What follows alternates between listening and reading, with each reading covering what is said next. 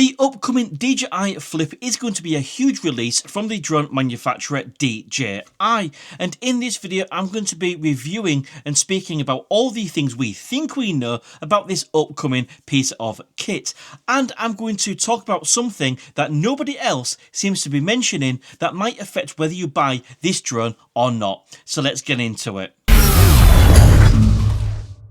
Now, thankfully, we have a huge amount of information to this upcoming DJI Flip drone, thanks to the usual serial leakers that, of course, provide you, the consumer, a good idea of the specifications so you know whether you might want to buy it or not, and indeed content creators like me to be able to bring you these videos. So thanks to the usual culprits, Asita LV, Quadro News, and of course Jasper Ellings, that do leak a lot of this information on their pages on X. So I will leave links to all of those guys in the video description so if you can go check them out and show them some support, and thanks for all the information I can bring you in this video. Now, with so much information leaked, it is pretty much in zero doubt that the DJI Flip is actually a thing.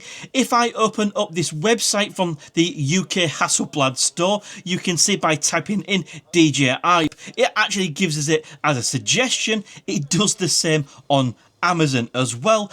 And if you're still in any shadow of a doubt that this DJI Flip is coming, here is an email I received from the ND filter manufacturer Freewell that basically asked me if I want to review their new ND filters for the DJI Flip. So I think that puts any doubt as to whether this drone is actually in existence and imminently coming to bed once and for all. So where does this DJI Flip actually sit then in DJI's model range? Well, I would say it generally fits somewhere between these two. This, of course, is the DJI Neo, and this is the DJI Mini 4 Pro. The DJI Neo was a really innovative new product from DJI, giving us a way to fly that has never been seen before for a DJI product. I say with a caveat because, of course, Hover Air also launched the X1, where we could fly it from our palm and use mobile phone control. But this was DJI's first attempt, really, at doing that in something of this sort of size. Really, really innovative. And especially at its price point, I know absolutely tons of you went out and bought it. However, it did have a few limitations, which I'll mention later on in the video. Of course, we also have this drone right here, which is, of course, the fully fledged DJI Mini 4 Pro. Now, this thing is just absolutely fantastic. Okay, it does absolutely everything you're possibly going to want to need it to do. It has full 360 obstacle avoidance, it can handle the wind, the picture quality is fantastic, but of course it does come in at a slightly higher price because you've got all those features. So let's look at the specifications in more detail then. Now, when it comes to the DJI Neo, one of the major complaints that you guys had was the fact that its battery life didn't last very long. But with this DJI Flip, we get a 3110 mAh large capacity battery, giving us 31 minutes of flight time. So that is going to greatly improve your ability to fly longer and further, which of course I know absolutely so many of you are going to want to be able to do. Now, even though this DJI Neo is an absolutely fantastic piece of kit, it cannot be denied that even though it does a hell of a lot for its price point,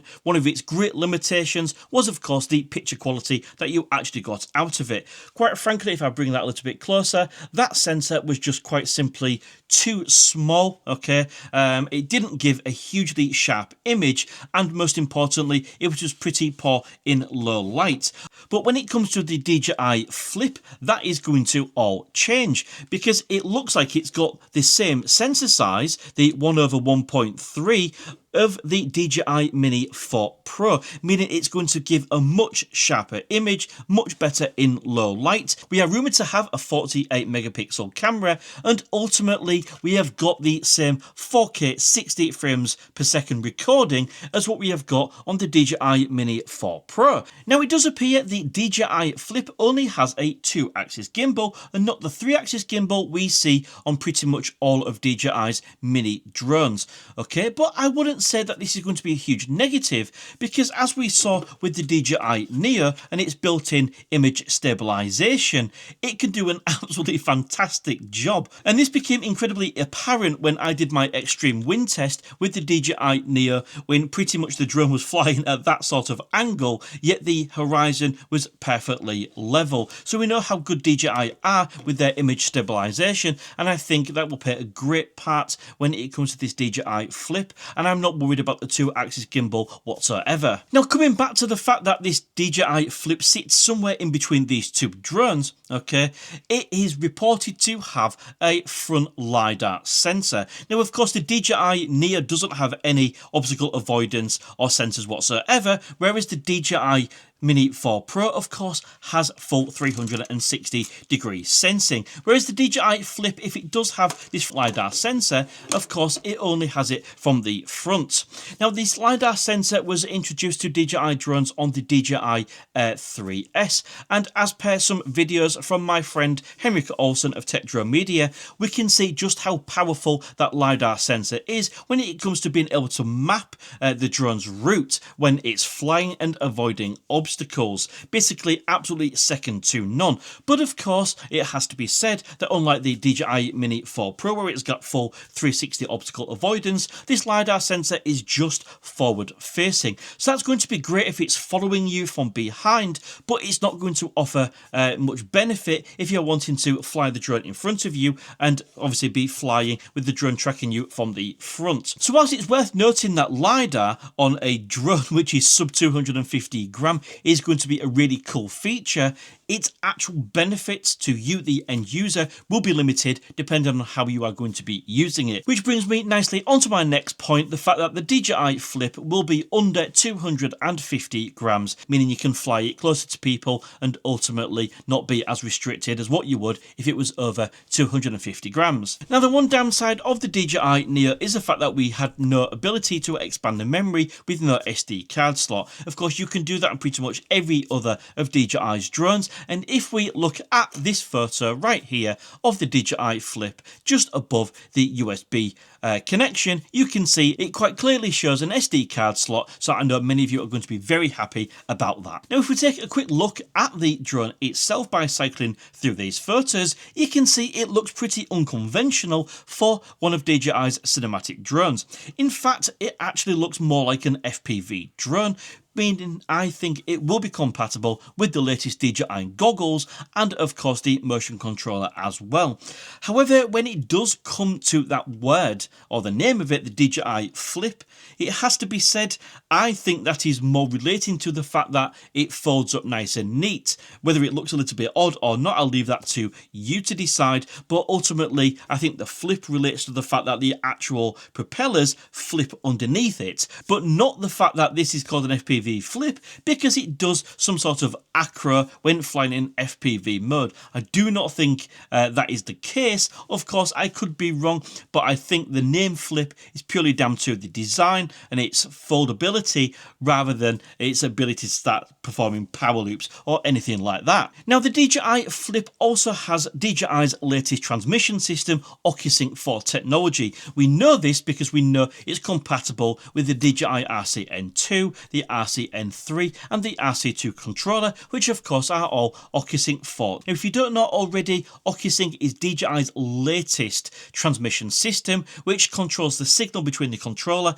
and of course the drone. Now, if you don't know this, over in the United States, they have much more broadcasting power than what we do here in Europe. So we tend to struggle with the signal reception a little bit more than what our United States friends do.